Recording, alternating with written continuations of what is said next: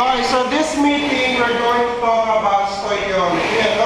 Last meeting we talked about biomolecules. Tama ba? Biomolecules. Ano ba yung mga example natin ng mga biomolecules? Po? Ano yung mga example natin ng mga biomolecules?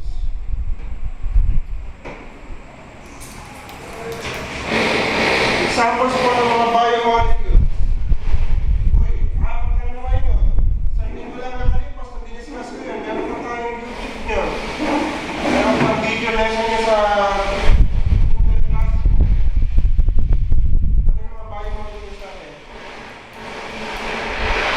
Yung isa ginagamit for energy. Yes. Lipids, dapat ginagamit para sa storage of energy. Mainly for storage of energy. Yes. Carbohydrates, and that is for what? For generating energy. ATPs. Fats.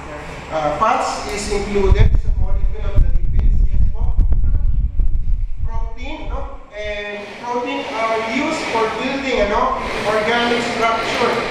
So ano yung isa pa, yung last one that is used in hereditary or genetics. Anong molecule po yun? Iba naman. Ibang kamay naman dito. Ano yung mga molecules po doon na ginagamit sa genetics? DNA. Ano yung pinaka-molecule natin? Yung nucleo. Or RNA, depending on the ribose. Kung deoxygenated na siya or complete ribose. And ano yung monomer natin ng mga nucleotides? Ano yung monomer ng nucleotides? Nucleotide is a polymer, When there is a phosphate group, there is a ribose group, and there's a nitrogenous base. So yung ribose could be a deoxyribo or just plain ribose. DNA, RNA, that is a nucleotide. Nitrogenous base, yung pinaka-monomer, ano nga ba yung monomer sa kanilang polymers? Yung very basic na what? Molecule. Yung polymer, maraming molecules sa isa, combination of monomers. So, for example, sa carbohydrates, ang monomer glucose, yung mga simple saccharides, yung mga mono and disaccharides na glucose, How about yung mga complex carbohydrates? Those are the polymers, parang maingin na nga sa labas.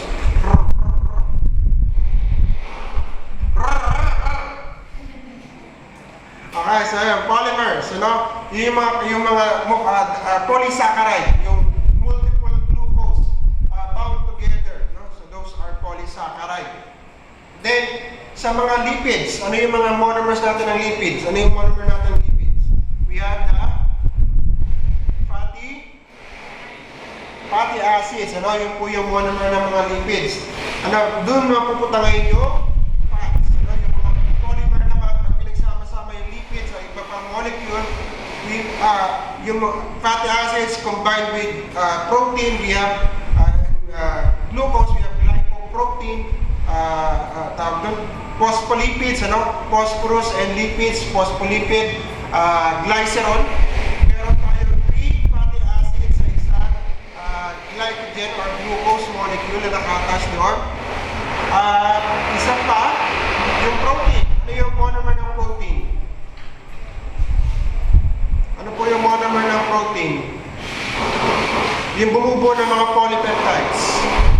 We have the amino acids. Yung mga amino acids. Ang polymer natin is ang mismong protein. This is yung polypeptide. In terms of, balik tayo sa nucleotides. Ang monomer natin ng nucleotides is the nucleic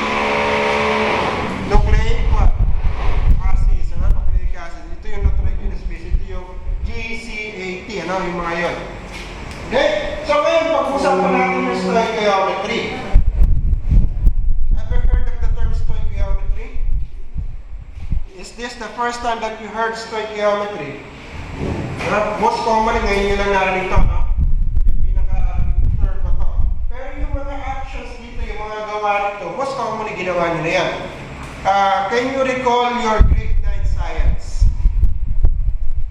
Yung meron mga, for example, oxygen gas reacting to carbon dioxide leading to production of carbon dioxide. No, yung chemical equation or chemical reaction that is symbolized by the chemical equation.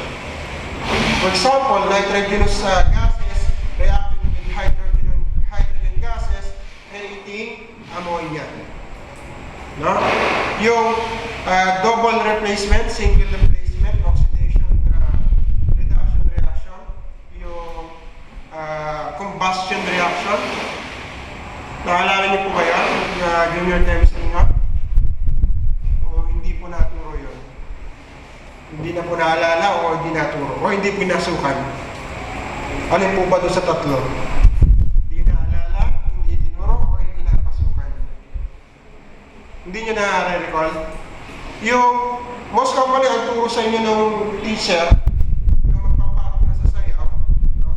Yung dalawang reactants, yung mga reactants, yung mga products, yung mag-partner sa sayaw, no? Dalawa sila mag-partner sa sayaw, tapos magpapalit sila, magsasawap sila ng partner. Tapos ang end result, magkaiba na sila ng jowa. At the end of the dance. That is a double replacement. No? Kung dalawang mag-partner, nagpalitan ng jowa. That is double replacement. Pero yung single replacement, isa mag-partner, isa third wheel. No? Sumama yung isa doon sa partner, doon sa kabila. Single replacement. Hindi ba ganun yung turo sa inyo ng mga junior high school teachers nyo? Saan ba kayo nag-junior high school? Di ba dito rin? Karamihan sa inyo dito, no? No? Opo, magkakaproblema tayo kasi wala kayo. Kasi parang zero. No? Zero yung knowledge nyo about chemistry talaga. Yung pinaka-crucial part which is chemical reaction or chemical equation. So, yung term na balancing equation, hindi nyo rin naalala? Balancing equation? Ha? Naalala niyo yung balancing equation? Merong equation tapos may mga numbers, may mga coefficient, nalagay kayo. Kung dalawa yung hydrogen sa left side, dapat dalawa din yung hydrogen sa right side. Parang gano'n yung equation. Naalala niyo? Hindi rin po na ituro. Nagkakaproblema talaga tayo ngayon. So, malamang talaga makangapa po tayo ngayon, ano? So, tatry natin i-review lahat yung dapat na alam nyo na before we can proceed with other lessons. Ano? Okay?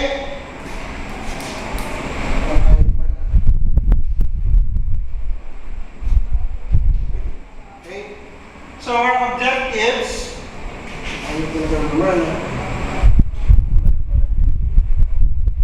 okay? So, yun. Ang objective natin is you're going to define stoichiometry. Number 2, you're going to balance chemical equations or chemical reactions. You're going to relate balanced chemical equations to day-to-day life, no? Basically, ano yung ibig sabihin ng pagiging balance ng chemical equation sa buhay natin? Kumbaga, ano yung may kaugnayan ba sa buhay natin or ano yung, kumbaga, parang principle o prinsipyo ng buhay mo na pwede mong i-apply doon sa rules ng balancing equation. Then you're going to convert mass to mole and vice versa. So, kukonvert mo yung mole to mass and mass to mole. Pero, never heard yung mole, no? Tama po ba? Never heard din yung term na mole? Ala, wala pala kuryente yun. Wala, ginawa nila.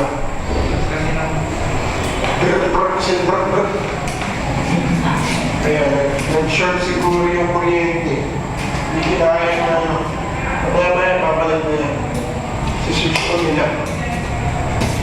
So, anyway, nakapost na po ba yan sa classroom? Nakapost na yung lecture ko sa classroom. Double check nyo rin. Para meron kayong access sa lecture ko. Double check nyo. Dalawang oras tayo walang kulong yung pamilya. Dapat meron kayong access sa lecture. So yung karamihan sa inyo, meron ng internet Tingnan natin na lang sandali. Tumahimik ka na, wala naman yung projection. Yung biomolecule lang po na recorded dyan sa nandito. Wala pa yung for this week. Wala po. Hindi ko sa buong kaso.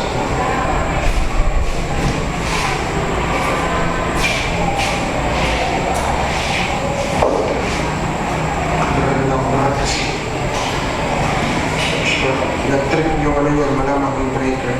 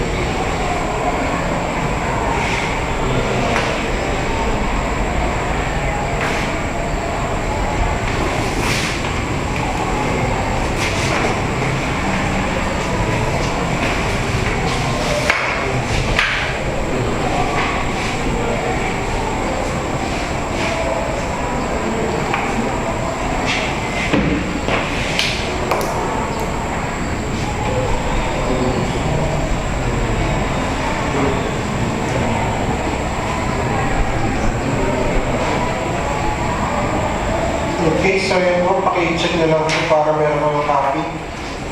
Para makafollow po tayo.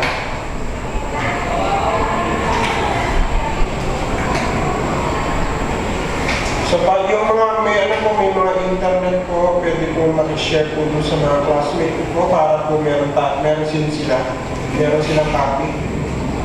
Pa-share na lang po ng file ng PDF. Pero meron na yata, di ba? At may parang ito ano. Pero hindi ka na wala. Meron niya kanina, di ba? Hindi nila doon.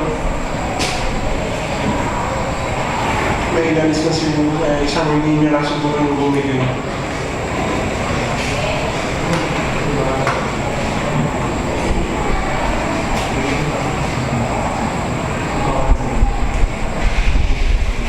Anyway, yan. Tuloy-tuloy na lang tayo. Nasana yung mga... Okay. So, stoichiometry. So, it's a quantitative study of reaction and products in a chemical reaction. So, the term quantitative. Anong sabihin sa tingin nyo ng term na quantitative? Marami yan. Quantity. Something to do with numbers and can be what? What you usually do pag nagaganto ka? You are the verb, yung verb na term. Counting, no? So something that can be counted, no? So when you say quantitative, you are quantifying, you are counting, you are enumerating, you are numbering. That is what we mean by quantitative. Kasi ang root word natin dito is quantity. No, quanta, a number, no? Something that you can count, something that you can touch, no? Feel, no?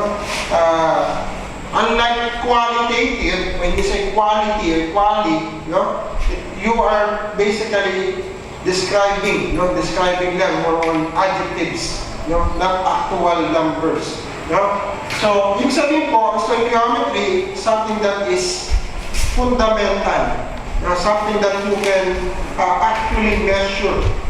Yun na mismo yun. It also came from the Greeks, From the Greeks. So it's a Greek word na stoichion. Stoichion, meaning element. So mga element daw yung stoichion. Then yung metron, Metron, stoichiometry, stoichion, then metron, stoichiometry, we have to measure. Basically saying, stoichiometry is by using the root words from the Greeks, you now understand that it has something to do with measuring, the elements, the basic fundamental parts or particles of matter. So you are measuring the very fundamental parts of particles, ng mga bagay-bagay, So for example, we are going to measure how many carbons, how many hydrogen, how many oxygen there is in this kind of material. Alamin natin kung gaano karaming carbon, gaano karaming hydrogen, parang gano'n. Inaalam natin yung mga elements na nanduruan kung gaano karami, gaano kabigat, yung quantity nila. That is stoichiometry. So pag gumagawa ng alak, or ng beer, ang mga manufacturer ng mga alcoholic drinks, hindi po nila yan basta-basta lang inuhulatin na tansya. Mini-measure po nila yan. Bawat ingredients po, mini-measure nila yan chemically. At yung output, expected na nila yan kung ano yung magiging output. Yung number of moles of alcohol. Napasok yung moles. Ano nga ba yung moles? Try mo na itong sagutin to. What mass of carbon atoms contain 3 mole of carbon? What mass of carbon atoms contain 3 moles of carbon? Can you answer that? Can anyone here answer that? Obviously, hindi niyo po masasagot yan. Tama po ba? Bakit? Ano ba ang pinaka-problema natin? Bakit hindi natin masasagot yan? Ano ba yung sabihin na? Mole. Tama po ba? Kasi hindi natin alam kung ano sabihin ng mole. Sir, paano natin mabibilang yung number ng atom sa isang bagay? Parang napakaliit ng atoms. Tama po ba? Hindi nga natin halos nakikita yung atoms Paano natin ngayon bibilangin yung mga number ng atoms na yan? So yan po yan, dito papasok ang stoichiometry. So obviously, this answer should only be answerable by you at the end of the lesson. Okay? So, ito. Okay? So, syempre, define natin yung mole. Yung unit na M-O-L, mole. So, mole po yan. Yung term natin is mole, yung unit natin is mole. Take a look at at this table, what do you see yung mga unit? We have 1 dozen. Tama po? 1 dozen is equal to, understood ba yun? 12 objects. When I say 1 dozen apple, I mean 12 apples. When I say 1 dozen egg, I mean 12 eggs. 1 dozen students, I mean 12 na students. How about ito, ring? Pag sinabi natin 1 ring, ang ibig sabihin ng ring is related sa papel is 500 na sheets or 500 na paper or 500 pages. Tama po ba? Pag sinabi ko bumili ka ng isang ring na papel, no, sa pantayan, ang ibig sabihin nun, 100 pages na papel. Ay, sorry, 500 pages na papel. Tama po ba? Okay? How about an hour? Ilang minutes meron sa isang hour? 60. Understood na yan. Pag sinabi ko 1 hour, there is 60 minutes. Daliman pa natin, there is 3,600 seconds. Nagigas po ba? No? Ibig sabihin po nun, no? 1 mole naman ngayon is 6.022 times 10 to the 23rd particles. No? Ibig sabihin po niyan, the mole is a counting unit similar to dozen, similar to ring, similar to hour. No? Similar to minute. Sinabi natin minute, there is 60 seconds. No? Pag sinabi ko yung mole, ibig sabihin nun, merong 6.022 times 10 to the 23rd power na bilang ng isang bagay. Ganun karami. No? Alam niyo po ba yung sabihin ng 10 to the 23rd power? 10 to the 23rd power. Ang million, ay 1 million is 1, 2, 3, 4, 5, 6. That is 1 times 10 to the 6th power. Nakigas niyo po yan?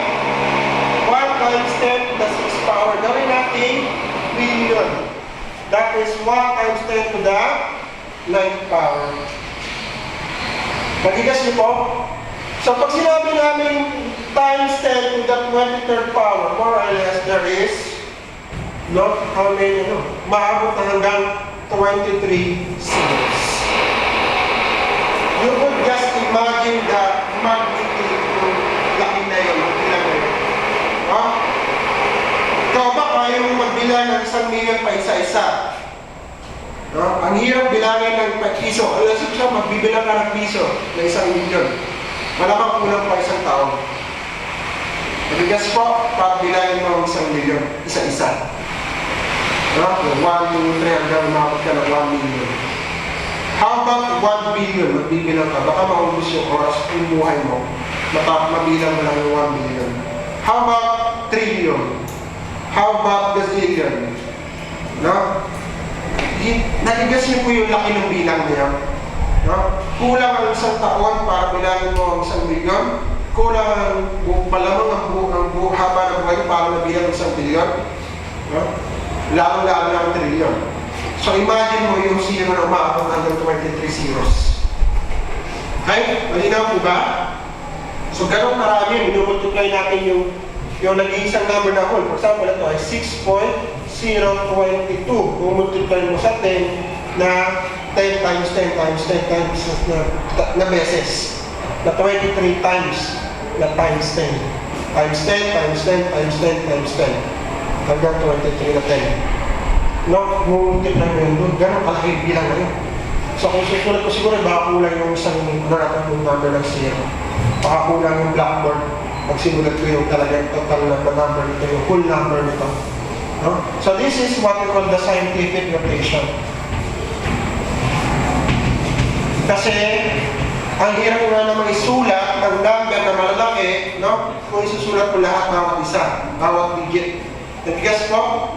So yung mga scientists, dahil they talk about large numbers in decimal or in whole numbers, they develop yung scientific notation. No? Kaya nga rin na-develop nila yung tinatawag na light years. Kasi ayaw nilang mahirapang isulat yung thousands, millions, billions of kilometers. So sa ayaw nila isulat yung thousands, billions of kilometers or gazillion kilometers, no? Sinabi na lang nilang light years. No? So pag sinabi mo kasing light year, ito yung kilometer na travel mo ng light, the speed of light. If you are traveling the speed of light, how many kilometers are you going to cover? Parang gano'n. No? So malaki po yun. Katulad yan, yung layo ng araw sa atin is 8 light minutes. Sabihin na, it takes about 8 minutes for light to travel from the planet Earth to the Sun or vice versa. So ganun kalayo siya. So kung ito convert natin itong kilometers, malaking number yan. No, sa halip na sabihin mo yung malaking number na yun, you just have to mention 8 light minutes. Ganun na lang siya. No? So, sa halip na sabihin natin na 6.022 times 10 to the 23rd number, lagi natin sasabihin yun, sinasabi na lang natin mole. No? Sinasabi na lang natin mole. For example, sabihin ko 12 pieces. I don't have to mention 12 pieces. I just have to mention dozen. No? For example, one egg tray. Alam ko sa one egg tray there is 13 pieces of egg. So pag sinabi sa inyo namin bumili ka ng isang tray na itlog, ang laman ng isang box, pag siyempre pag bumibili ka sa tinawin ka nakabili na sa palengke ng itlog. No? Kasi masama naman na malengke. Diba, bibili sa tray, bibili sa game isang tray, tapos kukuhanin yung mga itlog sa tray, alagay sa box. No?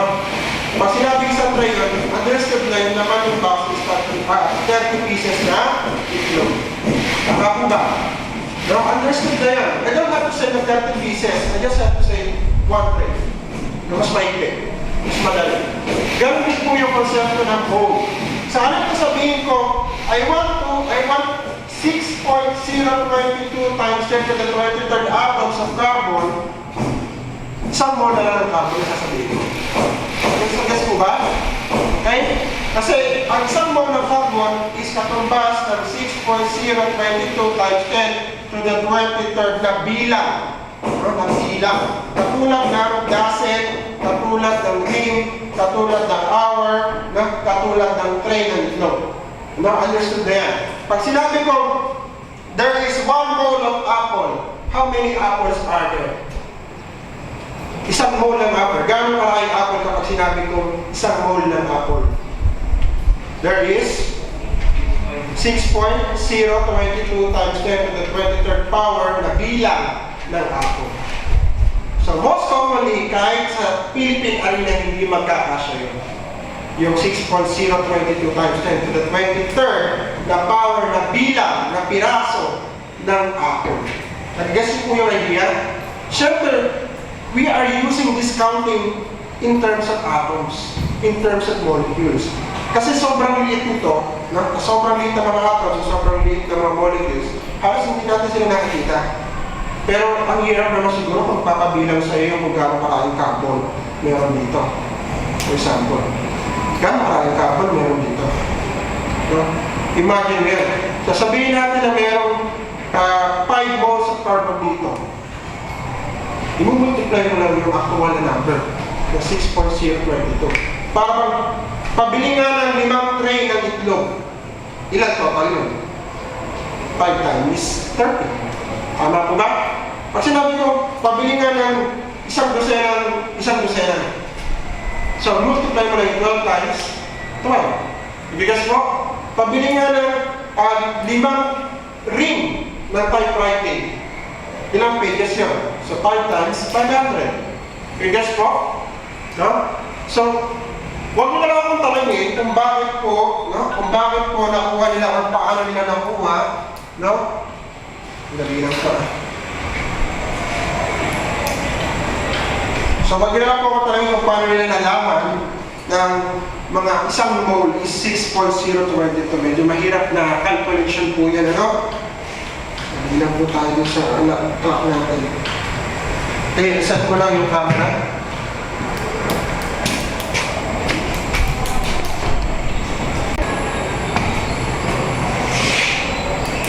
Okay, so yun.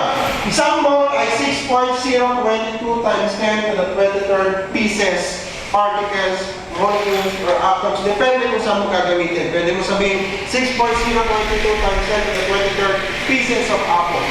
Pieces of basketball. Pieces or people or planets. Kasi it's just a counting number. You can use it in any number. If you want to say that there are 6.022 times 10 to the 23rd na apple, ibig sabihin na there are 6.022 times 10 to the 23rd na pieces ng apple. When I say there are 6.022 times 10 to the 23rd na upuan, ibig sabihin na mayroong 6.022 times 10 to the 23rd na bilang ng upuan. Okay? Bilang lang yun, counting lang. And when we say 6.022 times 10 to the 23rd, ibig sabihin po nun, isang mole po yun. Just like 1 dozen, just like 1 ring, just like 1 hour, there is an equivalent measurement or counting doon. Okay? Just like 1 hour, there is 60 minutes in 1 hour. In 1 minute, there is 60 seconds in 1 minute. So when I say 1 minute, it means 60 seconds. Okay? So when I say 1 mole, ilang piraso yun? When I say 1 mole? 6.022 times 10 to the 23rd power. That is 1 mole. And that is what we call Avogadro's number. That specific number is what we call Avogadro's number. No? So, yeah, si Avogadro. Siya po yung naka-discover nung number na yan, number constant na yan. Okay? So ito po mismo yan, yung 6.022 times 10 to the 23rd number of particles. Siya po yung naka-discover yan. At na-relate niya itong bilang na to into 1 mole. No? Specifically, ang nalaman niya, sa 12 grams ng carbon, meron pong 6.022 times 10 to the 23rd atoms ng carbon. Let's say, for example, no, imagine this presenter. No, imagine nyo itong hawak ko na to is pure carbon. Imagine nyo, this is pure carbon. No? This is just pure carbon. Kumari lang. No? And I weigh it at 12 grams. Natimbang ko to na 12 grams, yung pure carbon na to. Ibig sabihin po nun, meron pong 6.022 times 10 to the 23rd na bilang or piraso ng carbon atoms dito sa hawak ko na to. Nagigas niyo po? This is similar to the aspect of counting 5 peso coin or piso coin, yung mga yung naguhulog sa mga video karera, yung mga piso wifi. Nasa halip na bibilangin mo yung 5 piso isa-isa, meron kang paraan para mabilang mo siya ng maramihan, ng bulto-bulto. Tama po ba? Ano kung na-experience niyo yan? Meron arkansya. No? Kung may arkansya ka, may ka 5 piso, 10 piso. No? Kung may timbangan ka, madali mo na malaman kung gaano karami. No? At kung gaano kalaking halaga yung naipon mo. By just measuring, by just weighing. No? Tingnan natin. Okay? So, let's say for example, you have 5 peso coins. No? Meron kayong Ethiopia, meron kayong piso wifi, no? Naipon mo sa ilog ng isang buwan, ganitong karaming 5 piso. No? At inimbag mo yung 5 piso, sa isang 5 piso meron 7.7 grams. No? Sa isang 5 piso meron 7.7 grams na weight ng 5 piso. No? Yung 5 peso coin. Now, you have 2 kilogram ng 5 piso na yun. So meron ka isang sako ng 5 piso na nagtitimbang na 2 kilogram. Okay? 2 kilo yung mga tigil 5 piso mo sa isang plastic or sa isang sako. Magkano yun at ilang piraso yung 5 piso? Nga, naman, tingnan natin kung magigas nyo kagad kung magkano yun at kung ilang 5 piso yun. tingnan natin kung nakikas natin yung pinaka-idea ng the mole concept or paggamit ng mole concept by knowing how many pieces are there or how much is 2 kilogram 5 peso coins. 215? 259 something decimal, no? So, sabihin nun, there are 260 pieces na 5 piso na coin. Tama po? So, that's about 260 pieces. And that is how much? 1,000? How much is the value of those, the 2 kilogram 5 peso? So almost 1,300. No? If you're going to be exact, 1,300. So, by measuring that 5 peso, not counting it, you already know how many pieces and how much is the price of the 2 kilogram 5 pesos. Ganyan po yung ginagawa sa maramihang negosyo ng video, okay? Sabay ka, marami ka naman. Saan na, ibilangin mo isa-isa, tapos i-stock mo, timbangin mo lang, alam mo na kagad kung magkano. Alam mo na kagad kung ilang piraso. So basically, that is just stoichiometry in the smaller scale. No? When you use the atomic mass number of a element, you already know their molar mass or their mole. Now, every time na meron, for example, that there is 12 grams of your carbon, you already know that there is 6.022 times 10 to the 23rd na bilang ng carbon atoms sa 12 gram of carbon. No? Okay? Nagagas po ba? Yung proseso, nagagas po ba yung proseso? No? Yung mole concept. Using mass, no? And equivalency ng mole at equivalency ng number ng atoms or number ng particles. No? When I say, when I have 1 mole of carbon, ano yung sabihin nun? How many carbon atoms are there? Kapag mayroon ng 1 mole of carbon? 6.022 times 10 to the 23rd na bilang ng number ng carbon atoms. Pag sinabi kong I have 1 mole of carbon, how many grams is there of carbon? 12 grams. So pag sinabi kong I have 12 grams of carbon, how many atoms of carbon are there? 1 lang? Pag sinabi kong I have 12 grams of carbon, how many atoms of carbon is in 12 grams of carbon? 6.022 times 10 to the 23rd number of atoms of carbon. Ulitin ko. When I say 1 mole of carbon, it means that there is how many number of atoms are there na carbon? 6.022 times 10 to the 23rd na bilang ng carbon atoms. And when I say 1 mole of carbon, it automatically equates to 12 grams of carbon. So in 12 grams of carbon, there is how many number of atoms? The 12 grams of carbon. 6.022 times 10 to the 23rd power. No? So, 1 mole of carbon is equal to 12 grams of carbon. So, isang mole ng carbon ay equal sa 12 grams ng carbon. So, ang 12 grams ng carbon is equal to 6.022 times 10 to the 23rd power ng atoms, no? Ng carbon. Okay? That is the whole concept. And 1 mole of carbon is also equal to the same, no? 6.022 times 10 to the 23rd atoms of carbon. So when I say that this item, if this item is pure carbon and it weighs 12 grams, and this item is pure carbon, no? And it weighs 12 grams, it means that it has 6.022 number times 10 to the 23rd, the number ng atoms ng carbon. So when I say that this is 24 grams of carbon, ilang mole to kung 24 grams of carbon to? Kung 24 grams of carbon to, ilang moles na ito ng carbon? Kung sakasakali. That would be 2. Bakit? Diba? Tama? Very good. 2. No?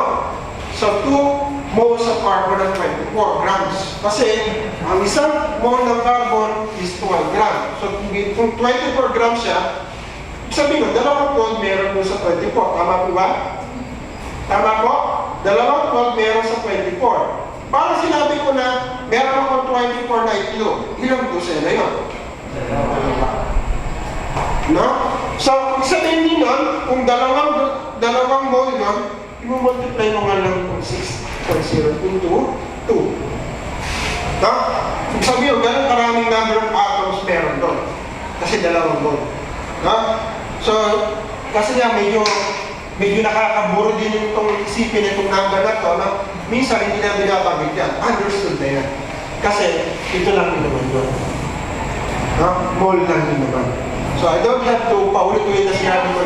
Hindi mo na kailangan siguro kailangan paulit-ulitin, sabihin kung anong sabihin ng isang mole. 6.022 particles. Understood na po yan.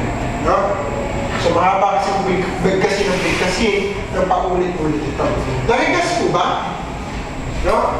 When I said that I have 3 moles of carbon, how many grams of carbon is there? Kapag sinabi ko 3 moles of carbon, 36, no? Kasi isang mole ng carbon is 12 grams, so kung tatlo yun, that would be times 3, so magiging 36 grams. No? Nagigas po ba? Kung nalilito po kayo, sabihin niyo po, ano? Kasi mas magiging komplikado din sa mga susunod na steps. Nandun pa lang tayo sa baseline, yung first base. No? Kung nalilito pa kayo ngayon pa lang, sabihin niyo na po. Raise your hands and we will try to do something about it. Nagigas po ba kayo paano? Nagigas naman po? Ayoko kasi mag-move sa susunod na problem sa mole kung tayo po ay dito pa lang ng problema na. Let's say for example, dalawang sako ng ako ay nasa armored car, ako yung security, may dala ako dalawang sako ng 5 pisong barya. Bawat sako merong 2 kg na 5 piso. No? Bawat sako meron 2 kg na sako. So dalawang sako dala ko. So bali 4 kg in total. How many 5 pesos am I carrying? How many 5 pieces? 5 pesos? 500? Di ba 260 ang isa? So, 260 nga ba isa? 260 ang 2 kilo?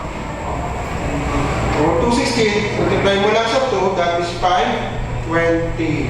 So, we have 520 pieces of 5 peso. How much is that? 1/3 times 2 would be 2,600 pesos. Yung halaga na dala-dala mo, security. Nabigas po ba? Ito din yung trick para malaman mo kung gano'ng karaming bola, gano'ng karaming candy ang laman ng isang container. So, i-measure mo yung isang piraso, no, yung candy, at i-measure mo yung total ng container. Alam mo na ngayon kung ilang pirasong candy ang nagulong sa container. I-guess mo yung idea, no? So, you have a rough estimate or accurate estimate kung gaano karami yung particles na nagulong sa container. This is the same thing with the mole concept. We are just equating the mole into mass and into pieces, into particles. In this case, the mole in terms of carbon, the mole is equal to 12 grams of carbon and also to 6.022 times 10 to the 23rd pieces or atoms ng carbon. No? So, kung ito ay 12 grams ng carbon, 12 grams ng carbon, itong plastic na ito, kunwari, no? 12 grams ng carbon, understood na ito na ito ay isang mole ng carbon at ito ay merong 6.0 or binubuo ng 6.022 times 10 to the 23rd na bilang ng carbon atoms. No? So, kung sabihin ko, H2O, I have 1 glass of H2O that weighs 18 grams. No? H2O that weighs 18 grams. And that is 1 mole of H2O. 18 grams. Makikita niyo mamaya kung bakit yan. Basta, sundin niyo lang yung sinasabi ko. 18 grams ng water is equivalent to 1 mole of water. Ibig sabihin na, how many molecules of water are there? Kapag 1 mole of water is 18 grams, therefore, how many molecules of atoms are there? Or of water are there? There will be 6.022 times 10 molecules of water in 18 grams of water. No? It's the same thing. Naglalaro lang tayo, palipat-lipat lang. Iniiba lang natin yung unit. But basically, it's just accounting. No? Kinakount lang natin. Binibilang lang natin. No? Binibilang lang natin. Every time that we use the mole concept, we are counting up to 6.022 times 10 to the 23rd na count na bilang. Yung po yung bilang ng mole. At it represents a certain mass. No? Iba-iba ngayon yung pinipresent niyang mass depende ngayon dun sa element or dun sa compound. By the way, malinaw po kung ano sabihin ng element sa compound, ano? Pag sinabi mong element, example niyan, carbon, hydrogen, helium, yung mga nasa periodic table. Ngayon, pag sinabi natin compound, carbon dioxide, ammonia, no? Water, meaning dalawang element or more are combined to form substances. Nagigas po ba? No? Okay, para mas lalo nyo maintindihan yung mga concept, yung tayo sa chicken adobo alakin, no? Yung chicken adobo alakin. So, ano ginagawa sa chicken adobo alakin? So, you're going to better understand the relationship of chemistry, stoichiometry, and cooking, and you will use the cooking of adobo as an analogy. Okay? So, you're going to relate stoichiometry sa cooking, demonstrate the relationship between a reactant with another reactant, and or a reactant to a product and vice versa. Okay? Let's go towards forward tayo sa ingredients. So, ang isang chicken adobo, or CA, isang serving ng chicken adobo, ito yung mga ingredients. Okay? So, para makagawa ka ng isang serving ng chicken adobo, kailangan mo ng isang pound ng chicken. No? At kailangan mo rin ng 2 small packs ng peppercorns, 5 garlic cloves, 1 piece of onion, 3 tablespoons of vinegar, 4 tablespoons of soy sauce, and 2 cups of water. So all in all, if you use those ingredients, you will create a chicken adobo serving. Okay? Isang chicken adobo serving. Okay? Take note of the ingredients, Not take note of the ingredients. Now, I will ask you a series of questions in relation to those ingredients. So, if you have 4 pounds of chicken, how many chicken adobo can you make? If you have 4 pounds of chicken, you can make 4 chicken adobo. Okay? That is one answer. Okay? How about if you have 15 tablespoons of vinegar? How many pieces of onion would you need to make a chicken adobo? 5? Okay, very good. How about 4 cups of water? If you have 4 cups of water, how many garlic cloves do you need? How about yung others? Ibang kamay. Yes? 10. Okay, very good. Then we have 5 para po sa 10 packs of peppercorn. At kailangan mo yan is 5, makakuha kayo ng 5 casserole ng chicken adobo. How about po susunod? 3 pounds of chicken. Ilang tablespoon ng soy sauce ang kailangan para makagawa ka ng chicken adobo na maayos. Dito. Nakakasunod po ba tayo? Nagigas niyo po ba yung nangyayari yung sa table? Kung bakit, ito, for example, bakit ba makakagawa ka ng 4 na chicken adobo sa 4 na pounds sa chicken? Kasi po, sa isang chicken adobo, ilang chicken pounds or pounds of chicken ang kailangan mo sa isang chicken adobo? Isa lang, no? So kung 4 yung pounds ng chicken, ilan na magagawa mo chicken adobo? 4 din, no?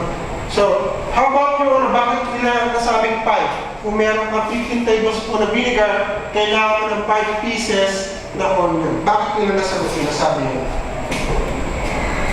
Bakit nila nasabi yun? Kailangan mo ng 5 pieces na onion para makagawa ka ng tamang proportion ng chicken adobo. Yung isang ayaw, binubuo ko lang ng table on vinegar. So, sabihin lang, dinivide ko lang yung 15 into 3. So, multiply mo rin yung onion, kasi yung onion is isa lang ang kailangan, no? So, multiply mo lang yun, at ang resulta is 5, no? So, limang beses mo lang, limang beses mo lang po, dinoble, dinoble tayo, basta inulit, no? Limang beses mo inulit. Sabihin doon, limang chicken adobo rin ang magagawa mo. Kasi, multiply mo sa 5 eh. So, sa halip na 3 lang yung gagamitin mo, ginawa mo 15 tablespoon ng vinegar. So, kung susundin mo lang yung original recipe at 15 lang yung tinaasan, ano mangyayari mo sa chicken adobo mo? Magiging, ano mangyayari? Vinegar. Pag marami masyado yung vinegar, ano mangyayari sa chicken adobo mo? Maasim. So, hindi tutumbang yung lasa. No? That's why you have to also increase the other ingredients. That's why you have to increase the number of onions. If you increase the number of certain ingredients into 5, you have to increase it also to the other ingredients. And therefore, you will also increase the number of servings of your chicken adobo. Naligas po yung pattern. How about 4 pieces of onion? If you have 4 pieces of onion, how many globes of garlic do you need? 20? Sure. So, multiply natin by 4. Ilan ba yung sa garlic cloves? 5. So, tama. 4 times 5 is 20. No? So, ibig sabihin po nun, ilang chicken adobo magagawa natin doon? 4 din. 4 na chicken adobo magagawa natin. How about sa 12 cups of water? Meron pa available na 12 cups of water. How many vinegars would you need? Cups of water sa isang serving requires 2 cups. 2 cups lang, kailangan natin. No? So, ibig sabihin nun, minultiply natin into what? Yung 12 cups, yung ginawa natin, yung 2 cups, ginawa natin 12 cups. Ilang serving yan dapat? 6, no? So, ibig sabihin nun, multiply natin sa 6 yung tablespoon na vinegar. Ano ba ang required natin sa tablespoon na vinegar? 3. So, multiply natin sa 6 yung 3. That would be 18 tablespoon of vinegar. Bigas ko? Okay? Ito yung medyo tricky. Ingat, 10 tablespoon of soy sauce. 10 tablespoon of soy sauce. Other hands. Dito po sa likod. 10 tablespoon of soy sauce. Tablespoon of soy sauce sa isang serving only requires 4. No, 4 tablespoon of soy sauce are required sa isang serving ng chicken adobo. 4 tablespoon lang sa isang chicken adobo serving. Pero ang available mo is 10 tablespoon of soy sauce. So, ilang pounds ng chicken ang gagamitin mo? Gusto ko. Maghihirapan po pa rin ba tayo? Mahirapan pa rin po ba tayo? Kasi mas lalong magiging mahirap ito ang susunod na parte. Chicken adobo pa lang yan. Wala pa yung mga letters at mga numbers. Kayo po, ano po ba masunod nyo? 2.5. Naman po naging 2.5. Nakasagot po natin. So, pwede pong 2 lang, pwede pong 2.5. Depende kung siyempre ikaw magluluto eh, no? No? Ano po? Bakit po? Ang tanong po ngayon is bakit po naging 2 or naging 2.5 na chicken, pounds of chicken ang kailangan natin? Simple explanation? Simple explanation po. Sa likod kasi dito, parang medyo ano tayo, parang umiiwas tayo sa pagsagot. Baka mamaya nalilito kayo. So gusto kong malaman nyo kung nagigas ko naman natin paano yung dami yung natin, lesson natin. Kaya po sir, huwag kayo ngayon, huwag kayo matakot. Nagigas naman po ba? Kaya po paano? Can you explain or elaborate bakit mo nasabi po na 2.5 ang magagawa natin or yung pwede yung 2 lang ang magagawa natin?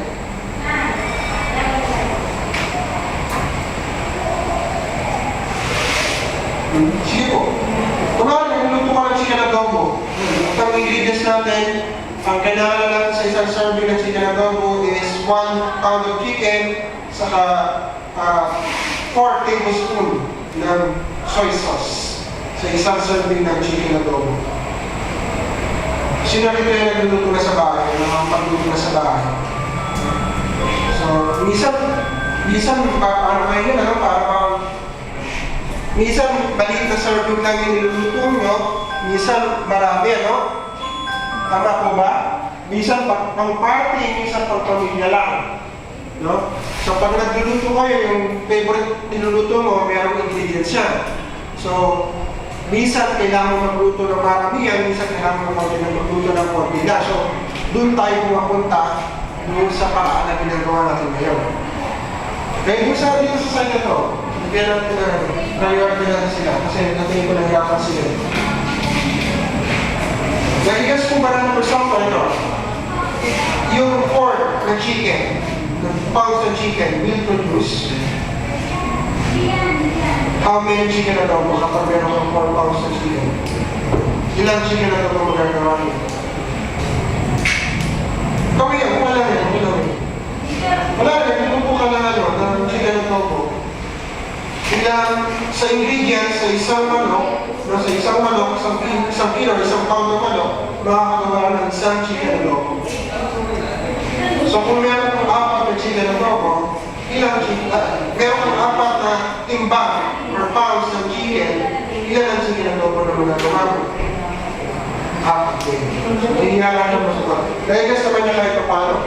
So medyo lumaki lang yung number kasi ang required natin na tablespoon ng soy sauce is 4. No? So, ang given is 10. 10 tablespoon ng soy sauce. Pero 4 lang kailangan natin kada serving. No? So, paano po yun? Bakit naging 2.5 or bakit 2 daw? Sabi ng iba. Kasi po, 4 lang ang required. So, sa isang 4, you can produce 1 serving. So, since meron tayong 2 4 sa 10, no? 2 4 sa 10, sabihin nun, 2 serving din ang magagawa mo. May excess pa tayong 2, yung 2 is kalahati lang din ng 4. Tama po ba? Ang 2 is kalahati ng 4. No? So, dito natin ginagamit yung mga natutunan natin sa math. Yung mga bata pa lang tayo, yung elementary, junior high school pa lang tayo, yun yung, bakit tinatanong ko yung bakit kailangan yung pag-aralin ng math? Ba't kailangan yung pag-aralin ng ratio? Ba't kailangan yung pag-aralin, intindihan ang sabihin ng equivalency? No? So yun po yun, dito po papasok po yun. No? Okay? So, alam na po natin, yun ha? No? Meron ka pang 2 extra tablespoon of soy sauce, o pwedeng 2, pwedeng 2.5 kung magawa mo, chicken, adobo. Okay? So, depende sa kung gagamitin mo pa yung extra 2 soy sauce and ihiwa ka pa ng kalahating pound ng chicken, no? Karating mo pa sa kalahating bawat isa ng ingredients mo. So, medyo mahirap na yun. Pero sa pagluluto, usually by 1 whole tayo. Laging by 1 whole tayo. Okay?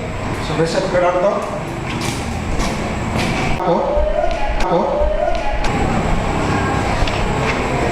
Okay, so, balik tayo sa tanong ko, no? Yung tinatanong ko na kanina. What will happen to your chicken adobo if you were only given the ingredients, but not the exact measurement? Sinabi ko lang na kailangan mo ng manok, ng suka, ng patis, ng tubig, ng paminta, etc. Magiging maganda ba yung lasa ng chicken adobo mo? Tutugma ba yun sa lasa ng chicken adobo ko? No? Imagine nyo lang, pinakain ko kayo ng chicken adobo ko at masarapan kayo. Tapos sinabi ko sa inyo yung ingredient. Pero hindi ko sinabi kung ano yung mismong exact amount ng mga ingredients ko. So, magtutugma po ba yung timpla ng chicken adobo nyo sa timpla ng chicken adobo ko? Obviously, hindi. No? Yan ang problema kapag hindi mo alam yung exact amount. And that is why importante po sa chemistry ang chemical balance. or balancing equation. Okay, sandali na ito, may tumatawag niya. Okay, so next question. How did you know how to compute for the other ingredients in the activity? Kanina, di ba? Nagigas nyo, ano yung ginagamit natin? Proportions. Tama po ba? Yung ratio. Tama po? Yun yung mga term natin na ginamit natin. Yung iba hindi natin alam na yun ang mismo yung ginagamit natin, yung ratio or proportion. So if one part is equal to one part or two parts is equal to one part, we have to double those parts at the same time.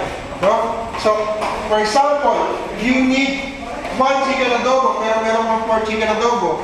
Kailangan i-multiply mo into 4 lahat ng ingredients to create 4 servings of chicken adobo.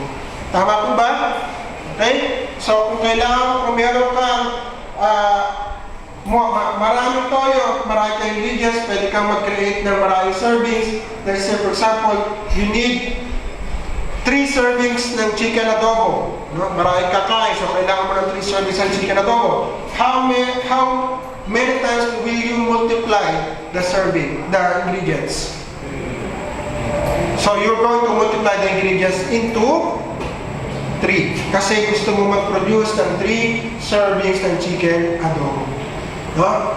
So basically, cooking is like chemistry. No? Cooking using raw ingredients, no, versus cooking using chemical ingredients, chemistry or chemical solutions. No? Yun lang ang basic difference ng chemistry, ng chemist at ng cook. No? Basically, yung behavior nila pareho lang. No? Pareho lang yan. Yung mga cook, meticulous yan sa measurements. Meticulous yan sa mga equipments nila. It's the same thing with mga chemists. Yung mga cook, hindi sila magluluto ng baboy sa nilulutuan nila ng isda. Or vice versa, yung nilulutuan nila ng manok. Kasi alam nila na hindi mo completely maglilinis yung lutuan at yung smell, hindi basta-basta matatanggal yung smell ng isda. And it adds to the flavor. Nakahalo yung flavor, yung smell ng isda doon sa niluluto mong karne. So, yung mga nagluluto ng karne, kung saan lang, kung baka lang yan, baboy lang, o isda lang niluluto, yun lang yung nagluluto na. Kaya yung mga cook, they are well fond sa paggamit ng stainless steel. Kasi stainless steel are very much non-reactive. No? Sa mga cookware nila, ang gustong-gusto nila ginagamit is stainless steel. Kasi hindi kumakapit yung amoy, yung lasa ng mga pagkain na pinagliluto doon. It's the same thing with chemistry. Gustong-gusto gumamit ng mga chemists ng mga glass kasi hindi basta-basta kumakapit yung mga chemical solution dun sa, or nag-react ng chemical solution dun sa glass. No? Nag-glass po yung idea. Ganon din po yung mga chemists. Meticulous sila sa measurement, meticulous sila sa contamination. No? Meticulous sila sa contamination. Okay? So let's move forward. All chemical reacts, or all chemicals that react together and the products formed are found in chemical equation. Just like when you say that carbon dioxide comes from carbon and oxygen gas, that is a basic chemical reaction. C plus O2 equals CO2. That's one of the most basic chemical reaction.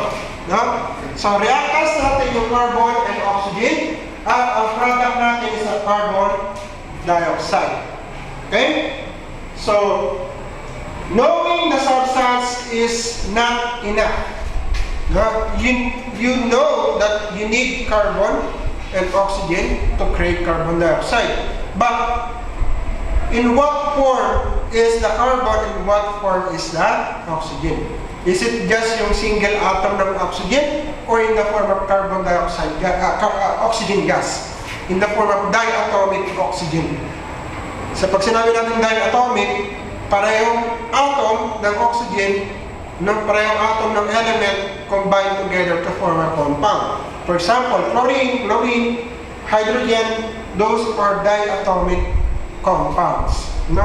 They are forming a single molecule that is based on the same element. Okay? So those are diatomic compounds, just like oxygen gas. So you need to know the exact amount that you will need to react to form the products. Okay? So, for example, no? Another example would be yung sa cooking. You can relate that by cooking. Okay? Dito na tayo. In terms of AMU nga pala, no? In terms of AMU, familiar kayo sa AMU, Atomic Mass Unit. Naalala niyo Atomic Mass Unit ng first lessons natin? So, Atomic Mass Unit is the same as Atomic Mass Number. Ito yung weight or mass ng isang element, ng isang atom, ng element na yun. For example, when I say AMU ng hydrogen, it is 1 because it is represented by 1 proton. 1 proton is equal to 1 AMU, 1 neutron is equal to 1 AMU. So kung meron kang 1 proton and 1 neutron, ang AMU mo ay 2. No? Kung meron kang 2 protons, 2 neutrons, ang AMU mo ay 4. Okay? Bigas po ba? Narinig ko review lang yan. Okay? So let's look at the periodic table. This is just a general periodic table showing the AMU and atomic number and atomic mass number ng mga elements. So let's look closer. So we have vanadium 23, which is atomic number 23 and has an atomic mass unit or atomic mass number of 50.942. No? 50.942. Then chromium number 24, meron siyang protons na 24 pieces na protons, pero ang atomic mass niya is 51.96. 96. So if you will notice, habang tumataas yung atomic number, tumataas din po yung atomic mass number or atomic mass unit o yung timbang ng element. Mas lumalayo yung number ng atomic number sa number 1, mas bumibigat yung element. Okay? Okay?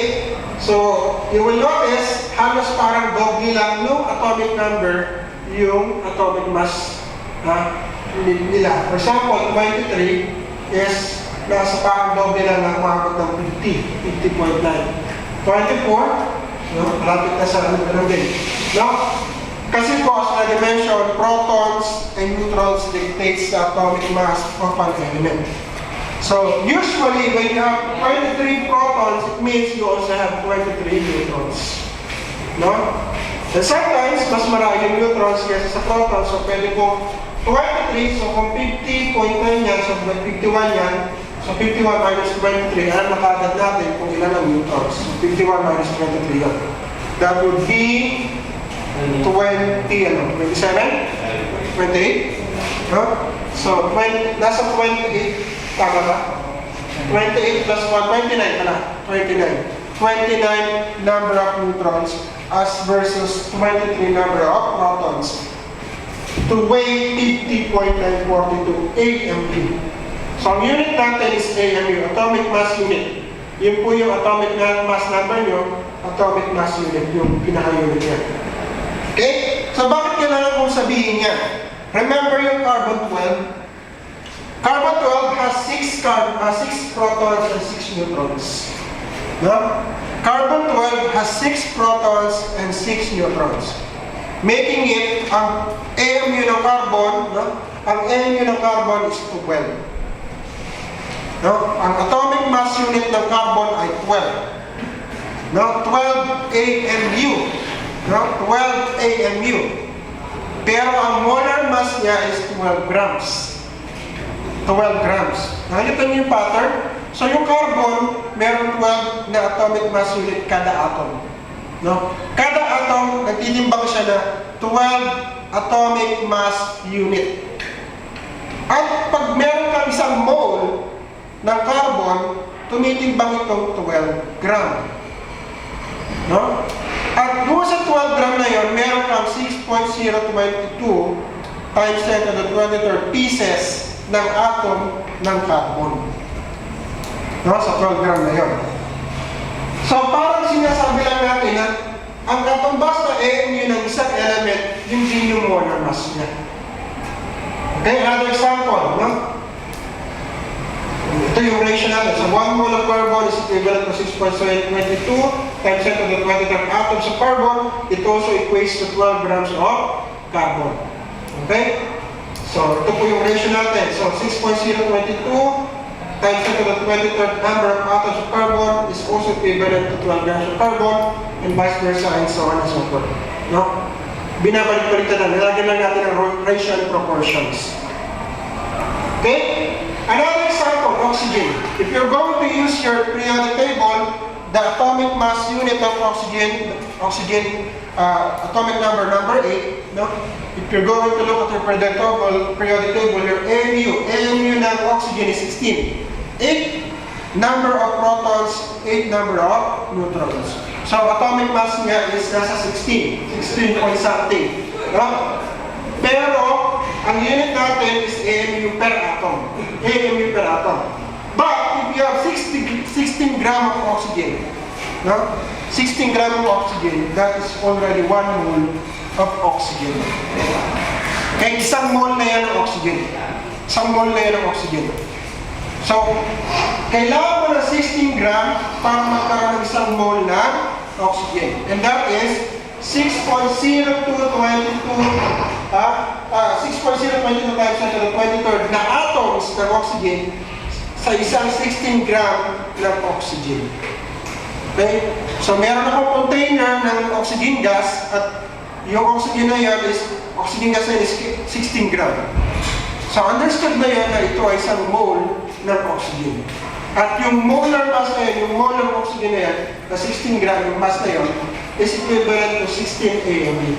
So, we are just changing the AMU to grams. Nag-guess niyo po? Okay? So, another example, no? Hydrogen. Hydrogen is just 1. 1 ang AMU niya. Kaya nga number 1 yung atomic number niya kasi isa lang ang proton niya. So, yung very basic na hydrogen is atomic number 1 at yung isotope niya na 1, hydrogen 1, o yung iisa yung proton at walang neutron, ibig sabihin niya yung AMU niya is 1. So, yung AMU niya na 1, pag kinonvert mo into mole, minultiply mo yung AMU niya, yung atomic mass niya, no? Ng 1 AMU, ang katumbas niya in grams is 1 gram. So, ibig sabihin nun, pag meron akong logo, no? May logo ako ng hydrogen, no? Na punong-puno ng hydrogen at tinimbang ko at nalaman ko na 1 gram lang yung hydrogen gas ko sa loob ng logo ko. Ibig sabihin nun, meron akong isang mole ng hydrogen gas. At ang ibig sabihin po din nun, meron akong 6.022 times 10 to the 23rd, no? Na bilang ng number ng atoms ng hydrogen. No? Ganun karaming hydrogen atoms meron sa isang mole na 1 gram ng hydrogen. No? So, tumbas-tumbas lang siya, equivalent lang siya. No? Ngayon, pupunta tayo sa compound. Medyo komplikado na, compound na. May problema na po ba tayo dun sa elements? Yung knowing the atomic mass and the molar mass ng isang element. May problema na po ba tayo sa likod? Ano huli yung atomic mass unit? Sa likod, ano po yung atomic mass unit? Atomic mass unit, ano po yun? Ito po yung timbang ng bawat atom. Timbang ng bawat atom. Ang unit natin is atomic mass unit. We can also say that this is atomic mass number. Ito yung number na nag-represent ng mass ng isang atom. Okay? So, if you have an atomic mass unit sa carbon na 12, no? Ang atomic mass unit ng carbon is 12. Ang corresponding molar mass niya ay, ano ang molar mass ng carbon? Ilan? 12. Anong unit? 12. Ano na? 12. Oh, 12 yung number, pero yung unit. Ano na yung unit natin pag mass na, pag molar mass na? In AMU pa ba tayo? Di ba grams na? Kapag mole na. Pag mole na, kasi pag sinabi natin molar mass, Pag sinabi mo molar mass, ito yung mass in 1 mole. Mass in 1 mole. So, recall yung carbon, ang mole ng, isang mole ng carbon is 1 gram. That is the molar mass of carbon. Of pure carbon. Isang mole ng pure carbon is 1 mole, 1 gram. 12 grams, sorry, 12 grams. No? So, carbon 12 is, ang molar mass niya is 12 grams. Ang hydrogen is 1 gram. Oxygen is 16 grams. If you look closely doon sa periodic table nyo, you will notice that sa halip na grams ang nakalagay, AMU yung nakalagay, or atomic mass unit. Kasi po, ang binimeasure doon is yung atomic mass ng isang atom. Dito, sa molar mass, ang binimeasure natin is yung mass ng 6.022 times 10 to the 23rd na bilang ng atoms nung element na yun. In this case, for example, isang mole ng carbon ay 6.022 times 10 to the 23rd pieces ng carbon atoms. That is also equivalent to 12 grams. The 12 grams in regular mass natin. So, ang mass kasi is measured in grams. Tama po ba? Ang regular mass. So, grams, that is term kung meron 1,000 grams, that is 1 kilogram. So, yun po yun. So, kung meron ka 12 grams ng carbon, sabihin na we have 1 mole of carbon. Kung meron ka 1 gram of hydrogen, sabihin na you have 1 mole of hydrogen. Kung meron ka 16 grams of water of oxygen, ibig sabihin po nun, meron ka pong 1 mole of oxygen. No? Pero makita nyo yung pattern, you are just converting the AMU to gram. No? Kung meron ka, for example, may mga periodic table ba kayo? Kung may topic kayo ng periodic table. No? So, yun yan. Balik tayo dito. Okay? Yun sa yan. So, manganese. Manganese, ang atomic mass number niya is, or AMU niya is 54.938 AMU. Ang molar mass niya would be 54.938 grams. So, hindi na AMU, grams na. No? So, for example, iron, I have 55.84 grams or 85 grams na iron. Meron akong, for example, ito ay iron na, hindi na carbon, ito ay iron na. No? At ang timbang nito is 55.845 na iron. Ibig sabihin nun, I have 1 mole of iron. At ibig sabihin nun, meron 6.022 times 10 to the 23rd na bilang ng iron atoms. Doon sa hawak ko. Nabigas na po ba? Nakikita po ba yung pattern? No? I'm just saying that it represents something. No? It represents a certain number, a certain amount. No? Just like the 5 peso. Kapag sinabi, ay, meron akong 2 kilos dito ng 5 piso. That is 1 mole of 5 peso. Parang gano'n. Nakulbari lang. I have 1 sack of 5 peso that weighs 2 kilogram. Understood ko na meron 260 pieces ng 5 peso doon at it is amounting to 1,300 pesos. Nag-guess ko ba? So, mayroon ako isang sako ng 2 kilo, 5 piso. No? Ibig sabihin na meron ako 260 pieces na 5 piso at meron ako ngayon ng 1,300 pesos. Yun lang din po yung idea na yun. No? Kaso, hindi 260 pieces.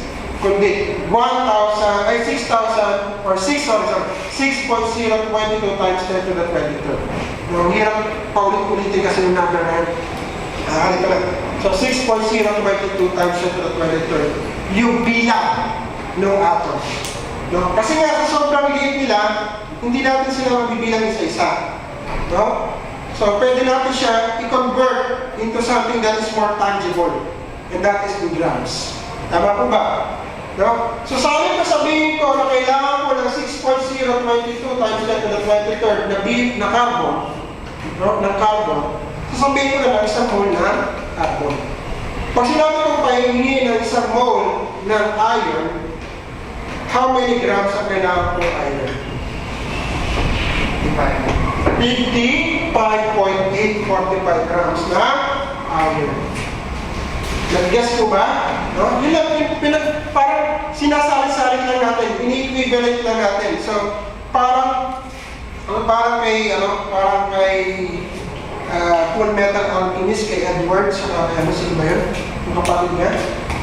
Ba yun sa, anime na Full Metal Alchemist? Napanood na ba yun? May idea ba kayo sa Full Metal Alchemist na anime? Yung sa gumagana, tapos gumagawa siya ng one. Yung law of equivalent exchange sa kanila, sa anime nga, law of equivalent exchange. No? Na everything has a price. Everything has an equivalent. No? If you want to do something, meron kapalit yun. No? If you want to achieve something, meron kapalit yun. No? You want to try something, dapat meron kang sisirain. Meron kang origin ng panggagalingan. No? Ganon din po sa mole concept. Ganon din po sa chemical reaction. Meron nga tayong tinatawag na conservation of mass. Ano man yung nangyari dito, yun lang din ang lalabas doon sa huli. Kung ano man yung reactant, yun pa rin yung product.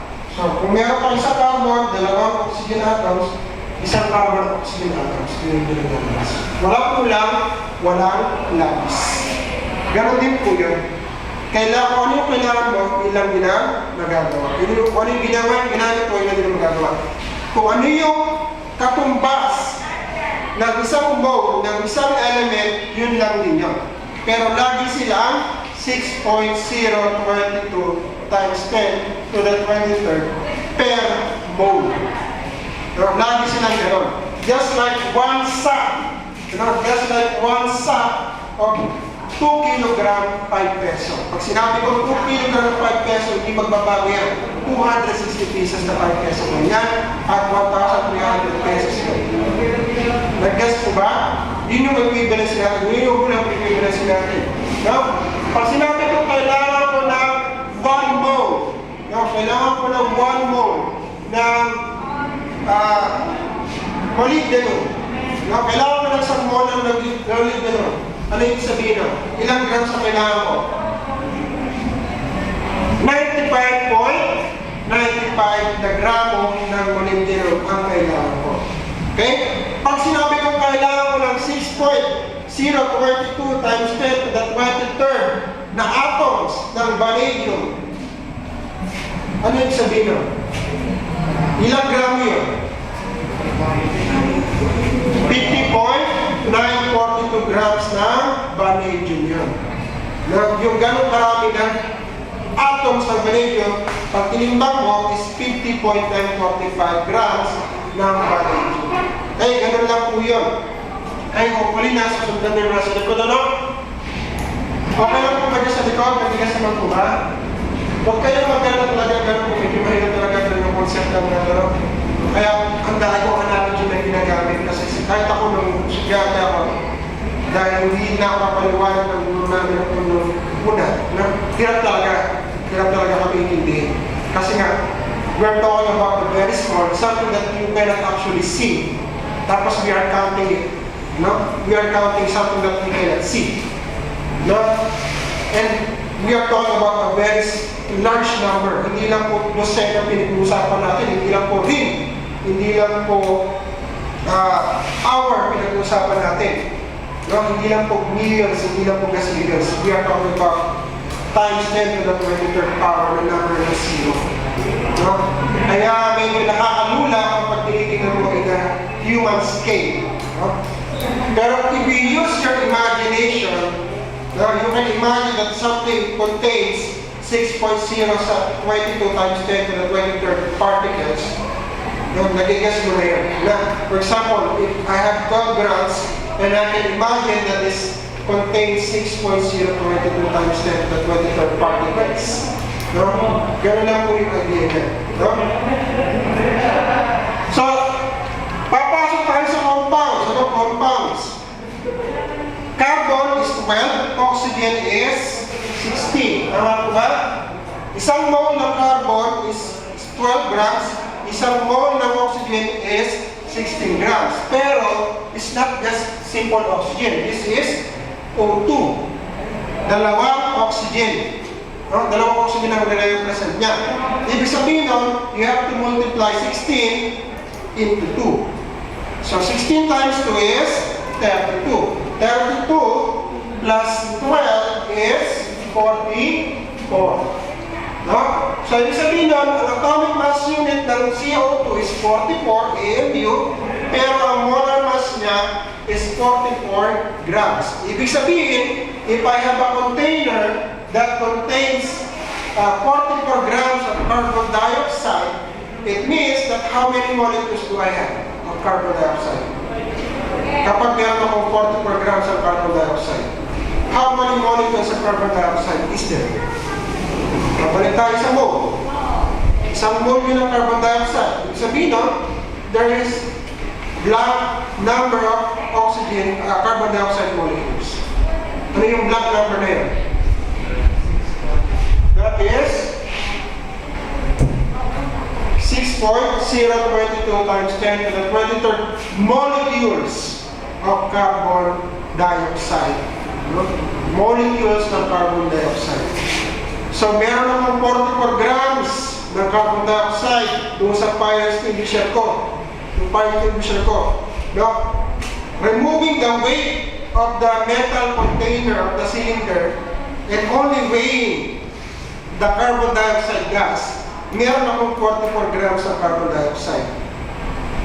I know for a fact that 44 grams of carbon dioxide means that I have how many molecules of carbon dioxide?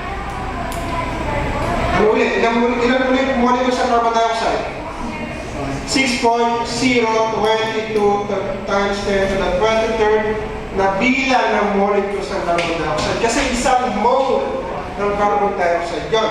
What if I said that I have 88 grams of carbon dioxide? I have 88 grams of carbon dioxide. Ilang mole yun ng carbon dioxide? Dalawa. Bakit anong dalawa?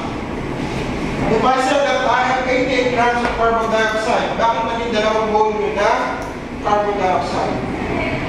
Kasi ang isang mole ng carbon dioxide ay 44. No? Tapos, ginawa ko lang dalawa. 44 times 2 ay 88. So, sabihin nun, 88 divided by 44 is 2.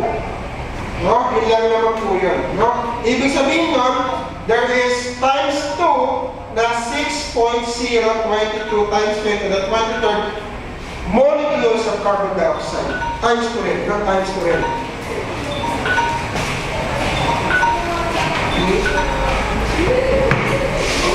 Hindi na po. Nagigas naman po na parang nagigas nyo na siguro kahit pa the product which is the water.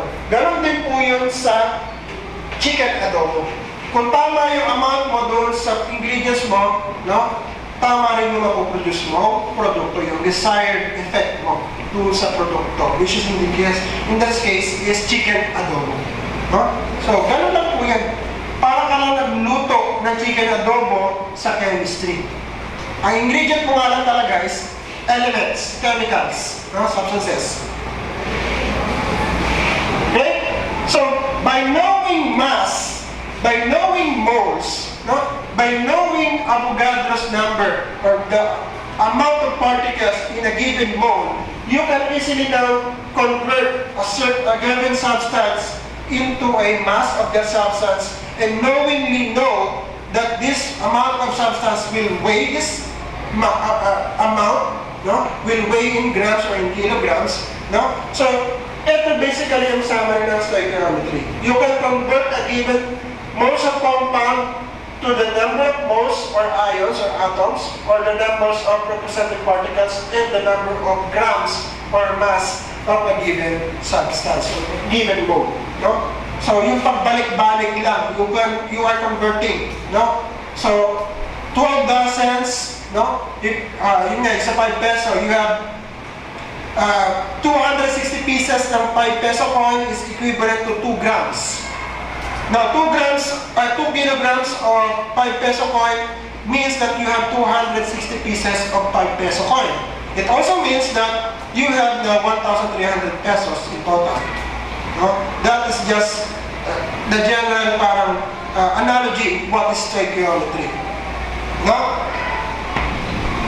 So, going back to mole and mass, no? We have the term the molar mass. No? So, kanina nga, di ba, yung 260 pieces, merong equivalent sa 2,000 grams na 5 peso coin. No? Ganito rin po yun sa atom. Obviously, we cannot simply measure sa 5 peso kaya natin i-measure, di ba?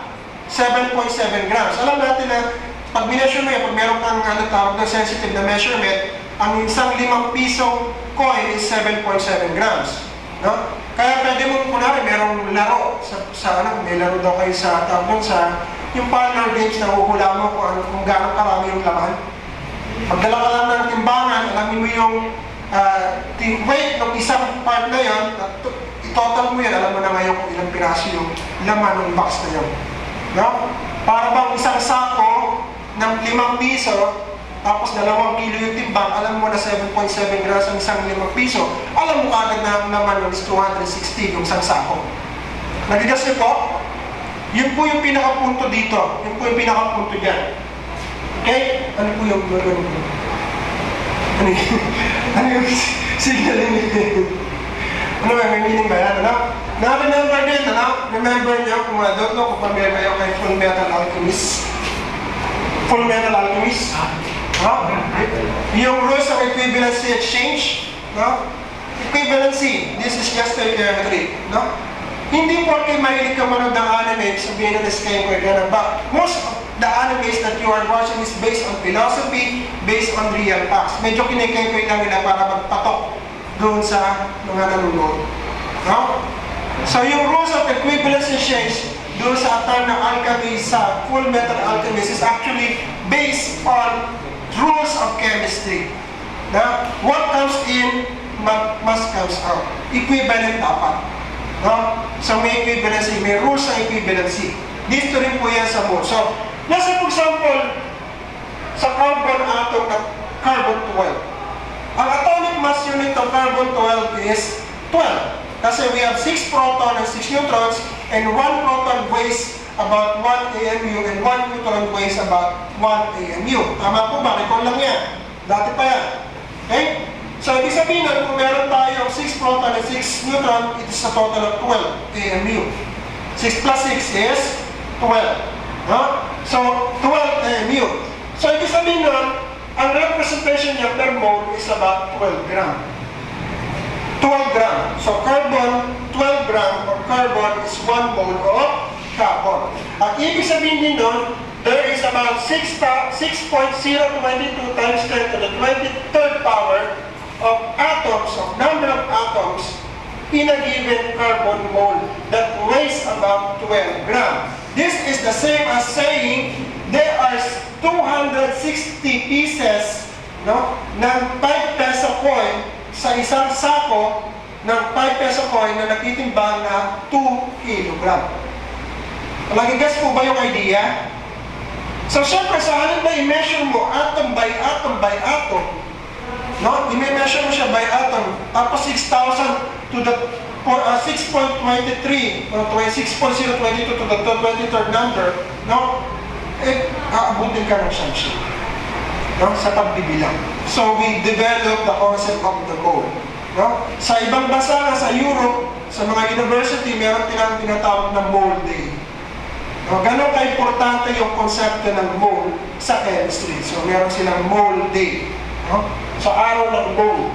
So, ina nga, 6.022 times 10 to the 23rd atoms of carbon, no? Of carbon in a given mole of carbon that has or that weighs 12 grams. Remember, when you say mole, it represents this number. Now, it represents this number. And therefore, saying that a 12 gram of carbon contains 6.022 times to the 23rd number of atoms of carbon. Just like saying, in one sack of 5 peso coin that weighs 2 kilogram, there is 260 pieces of 5 peso. peso coin. Nag-guess po ba? Sa likod, nag-guess po ba? Ano po ba yung punto ko doon? Parang yung pag may bitbit ka dalawang sako ng 5 piso, papunta kang bangko, ikaw ay nagtatrabaho na sa security, daladala mo sa yung armor card, may daladala kang 2 kilo, 4 na kilo bali, 2 kilo sa right hand, 2 kilo sa left hand. May tigda 2 kilo ka sa bawat kamay mo. Dinala mo yung sa loob ng bangko, magkano yung dinala mo? Ilang pirasong 5 peso yung dala mo? So 260 times 2, we have 520 pieces of 5 peso. Are you getting the point po? So hindi mo na kailangan pang ganong bilangan isa-isa or lagay sa isang container na may exact measurement, isa-isa or 5 pieces by 10 pieces yata. You now know that in 2 kilograms, you know that there is 260 pieces of 5 peso coin. So, kung 6 na kilo dala mo, multiply mo lang sa 6 yung 260 pieces. Yan po yung kahalagahan ng konsepto ng mole. Na yung bilang na knowing that a given amount of a substance, like for example carbon, that has 12 grams of carbon, you already know that there is 6.022 times 10 to the 23rd number of atoms of carbon in that. No? Narigas na po ba? Sa likod, narigas na po ba? No? Medyo mahirap talaga yung sa una. No? You can review the lesson, yung recorded lesson after this. Ano? So kung mayroon nagka-problema sa recording, i-record ko sa ibang klase. Okay? So, nasa na tayo. Yan. Another example, the AMU of oxygen is 16. The AMU of oxygen is 16. So, ang molar mass niya is 16 grams. The AMU of hydrogen is 1. And the representing molar mass niya is 1 gram. Tingnan nyo sa periodic table nyo. No? Ang atomic mass number ng oxygen is 16. Ang representing molar mass niya is 16 grams. So, ibig sabihin sa 16 grams ng oxygen, meron tayo 6.022 times 10 to the 23rd na bilang ng oxygen. No? Atoms doon sa 16 gram ng oxygen. Okay? Ganon din po sa hydrogen. In 1 gram of hydrogen, there is about 6.022 times 10 to the 23rd na bilang ng atoms ng hydrogen. No? What about carbon dioxide? Meron tayong carbon, meron tayong oxygen. So, ang gagawin natin ngayon, multiply natin yung oxygen kasi dalawa yung oxygen. Tama po ba? So, 16 times 2, tapos the 12 of carbon, we have a total of 46. No? Thus, is a smaller mass of 46 grams. So, one carbon dioxide molecule, weighs about 46 AMU. 46 AMU. One molecule of CO2 weighs about 46 AMU. And about 46 gram ng carbon dioxide. As for example, a given container contains 46 gram of carbon dioxide. It also means that it has 6.022 times 10 to the 23rd number of molecules of carbon dioxide. So, ganun karaming molecules ng carbon dioxide ang laman ng isang 46 gram na carbon dioxide na container. Are you getting the point po? Okay? So, another example, H2O. So, we have 18 for their AMU. Kasi po, oxygen is 16, hydrogen is 1, and times 2, that would be 18. So, ang molar mass na is 18 grams. So, 1 mole of water is measured as 18 grams. 1 mole of water is equivalent to 18 grams of water. And in that 18 grams of water, there is about 6.022 times 10 to the 23rd molecules of hydrogen, of water, molecules of water. Ganun po yun. It's the same concept as you, again, babalik tayo sa 5 peso coin. No? So, merong 260 pieces in 2 kilograms of 5 peso coins. Ganun lang po yan. Okay, so ito nga po yun. So, 1 gram sa hydrogen, kaso dalawa siya. So, 2, so 60 grams, so 18. Okay, so balik tayo sa question natin kanina. Ano yung question natin? What mass of carbon atoms contain 3 moles of carbon? Balik tayo sa initial question natin sa 3 moles of carbon. Anong mass ng atom? Anong bigat ng carbon ang meron sa 3 moles of carbon? Okay? So, syempre, i-combine muna natin yan. So, remember that carbon has a AMU of 12, and therefore, your molar mass, or the mass per mole of carbon is 12. Okay? The molar mass of carbon is 12. So, yan. So, ito yung given, ito yung 3 moles. So, multiply mo lang yan sa given molar mass equivalent. So, 12. No? Notice niyo yung unit. Mole of carbon. So, 1 mole of carbon is equivalent to 12 grams. No? 1 mole of carbon is equivalent to 12 grams. So, since you are dividing the same units, you just automatically cancel that out. And we are left with the unit of grams per carbon. So, matitala natin, 3 times 12 would be 36 gram of carbon. So, therefore, the mass of 3 moles of carbon is about 36 grams of carbon. So, ibig sabihin nun, tatlong beses din po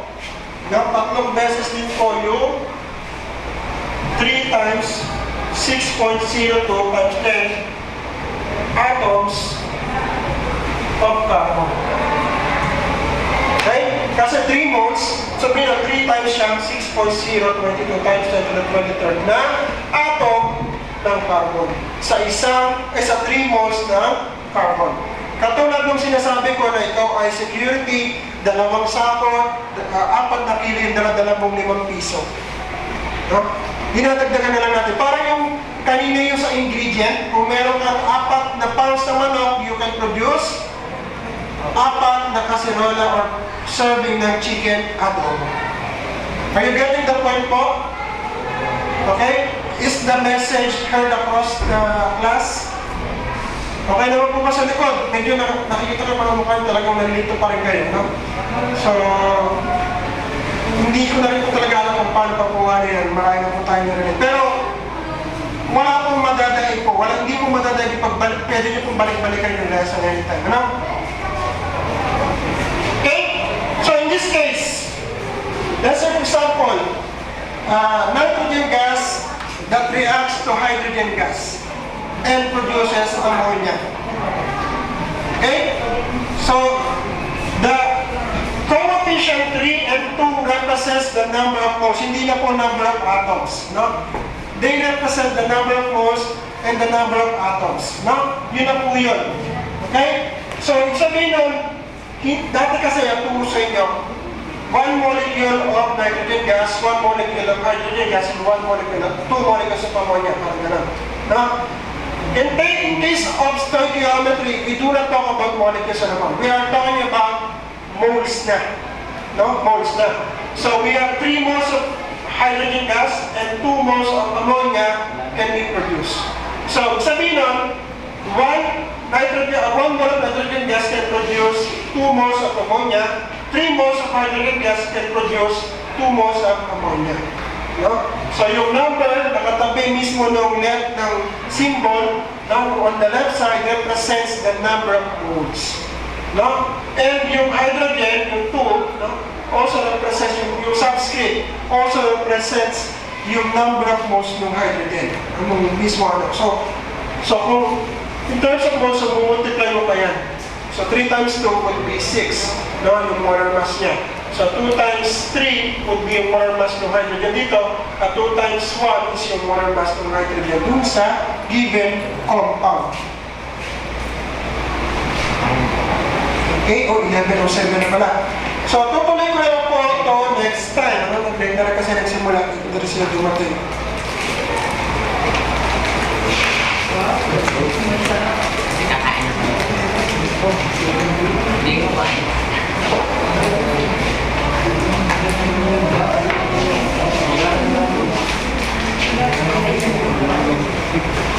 Grabe yung sinabi, hindi pa nag-record sa umpisa. Yeah.